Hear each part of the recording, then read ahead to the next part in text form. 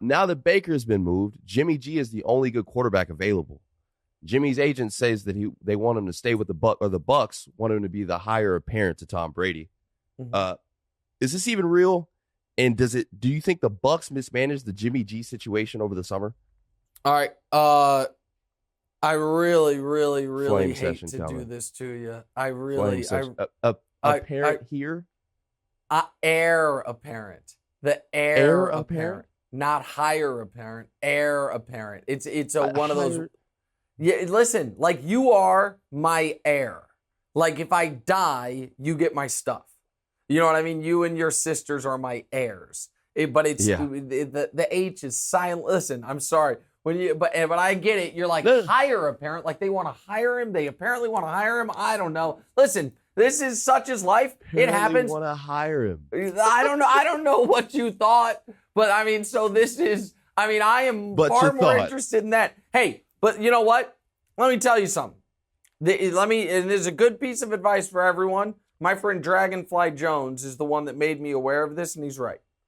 You should not ever mock someone for mispronouncing a word because it almost always means they learned the word by reading it rather than by hearing it. So like if somebody comes across a word they're not familiar with when they're reading it, they have to come up with their own pronunciation for it. So it actually sometimes is a sign of a more learned individual. In this case, I'm not going to say this was a sign that you're a more learned individual, but you just listen. I could have just taken the easy route and typed it into the pronunciation thing into Google, but I just figured I had this 4-letter word figured out. It just looks like, and it honestly makes sense with the situation. All right.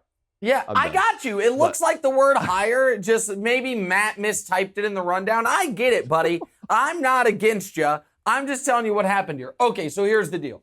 Nobody wants Jimmy Garoppolo. Not at $25 million, not with his injury history, not without the Shanahan offensive infrastructure with him. You know how we know nobody wants Jimmy Garoppolo? Mike McDaniels was his offensive coordinator in San Francisco. Mike McDaniels goes to Miami. Miami wanted Deshaun Watson. Miami then tried to sell a piece of the team to get Tom Brady. They are so out on Tua, no matter what Tyreek Hill says about him. And has Miami tried to go get Jimmy G? No, of course not. So I don't buy that I think what's going to happen with Jimmy Garoppolo is this. The Niners are not going to be able to find a trade.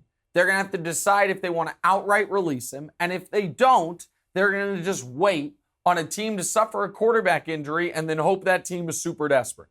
But Jimmy Garoppolo is a below average quarterback in this league that because he has been in amazing situations and the people that pray at the altar of quarterback wins act like he is a huge part of the reason that team went to a Super Bowl and went to a conference championship game as opposed to the fact that he was just along for the ride. Jimmy Garoppolo is 4-2 in the playoffs in his career.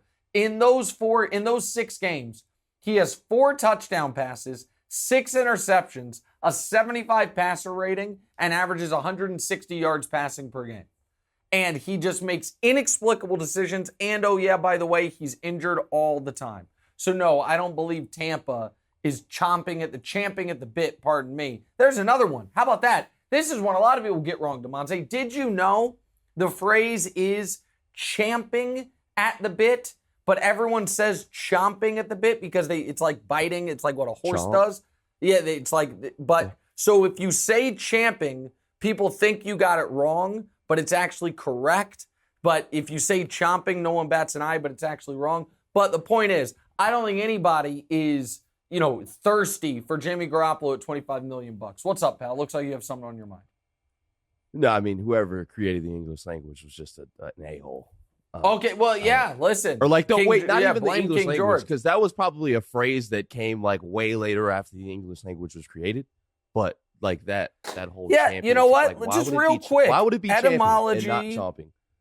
Etymology of champing at the bit. Let's find out. I know what it means, but why is it champing and not chomping? Grammarist tells us the quick answer to whether champ or chomp is correct is both are acceptable. That's a cop-out. Wow. You know what, grammarist? That's bullshit. That is the same way that they all of a sudden added, what is the thing they just added to the dictionary that is obviously wrong, but everyone uses it so much they just gave up. Oh, I'll think of it in a moment. It used to irritate the hell out of me. It's something so many people got wrong, the dictionary just gave up. They're like, it's fine, we'll call it. The correct is champing. They just started. Champing stems from an old Middle English word. It's been around for 600 years, relates to the grinding of a horse's teeth, most likely imitative in nature. The word's been more modernly used to express biting down on a bridle. Yeah, okay, that makes sense. All right, what's next? Okay.